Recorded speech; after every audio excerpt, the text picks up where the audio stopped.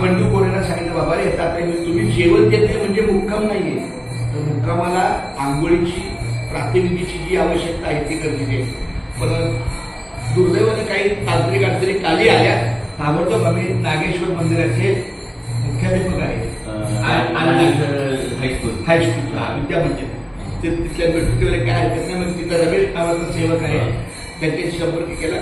खूप धन्यवाद. आता सगळ्यांची तयारी झालेली आहे. पण जर पुढच्या वर्षी आम्ही येणार, हे समाजाचं मंदिर आहे, आमच्या गुरु मरीय रोहिदास महाराज मंदिर आहे, येणार.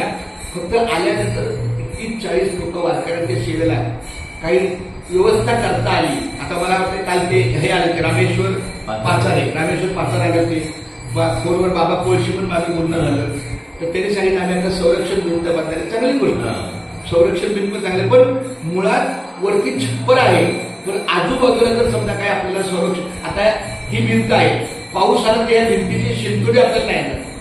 पण आता तिथं मात्र आम्ही रात्री शाळेत वरांडा आहे, तर आपणच जाणार की आपल्याकडून काय सहकार्य करता येईल त्याप्रमाणे आम्हाला सहकार्य करा.